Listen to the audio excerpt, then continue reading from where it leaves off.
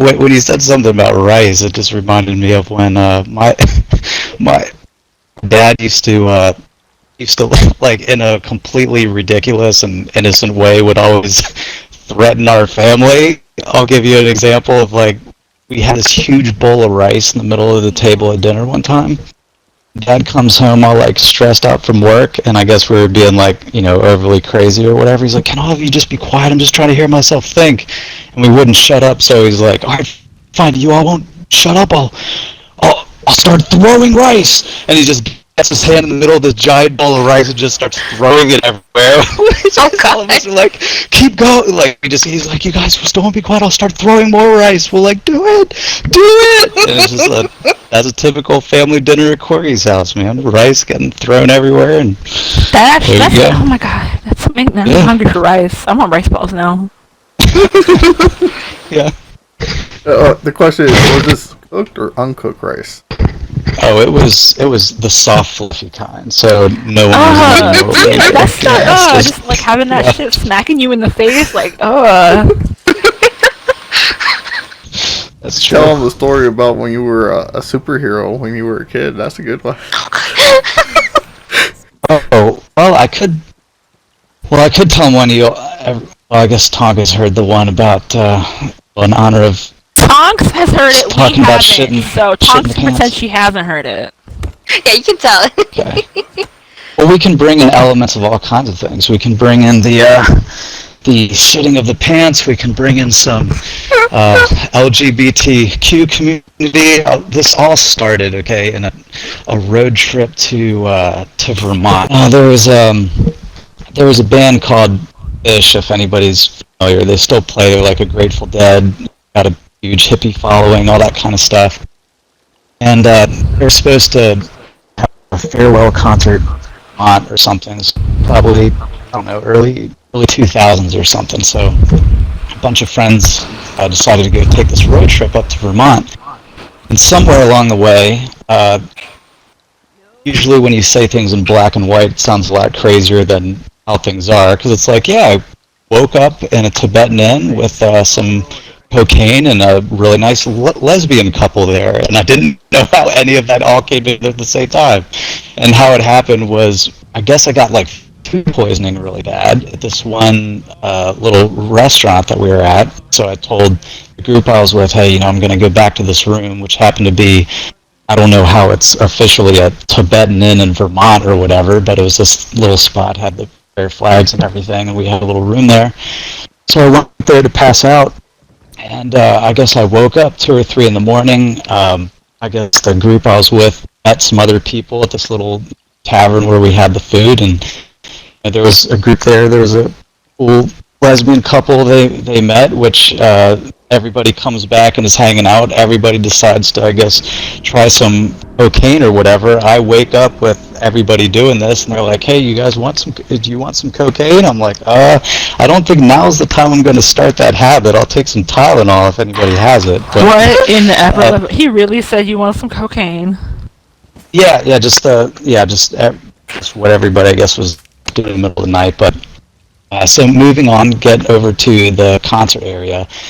That food poisoning spread to where I basically completely lost control of my bowels, I guess. So it was like a 2-3 day concert.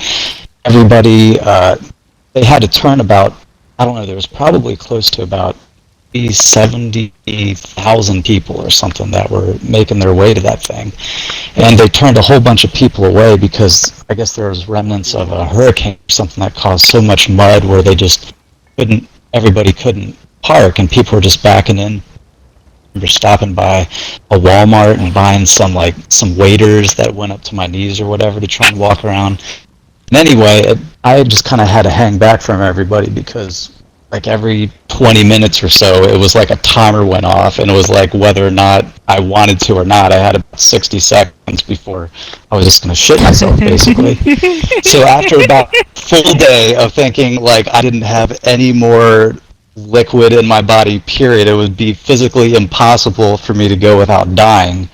The concert ends up, everybody's kind of being like herded through these gates, and all of a sudden, I mean, it hits me like I mean, as bad as it ever could that weekend.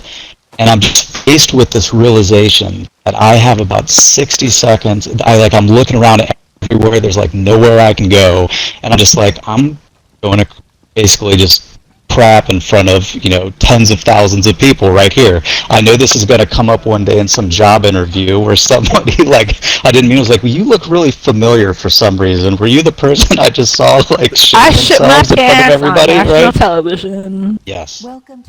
So I guess what ends up happening, though, is as we're kind of being herded up to this little gate area, I look down and, it was like the heavens parted, and there's this row of porta-johns on the other side of this fence. And whatever I had to do, I knew I had to get to these porta-johns.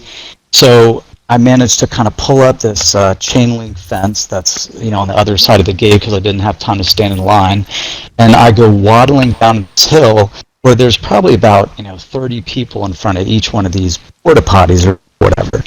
Now, I mean, I don't care if it was Mike Tyson or whoever in front of this porta-john. I am getting He said Mike fucking inside. Tyson. Yeah, this porta-john, right?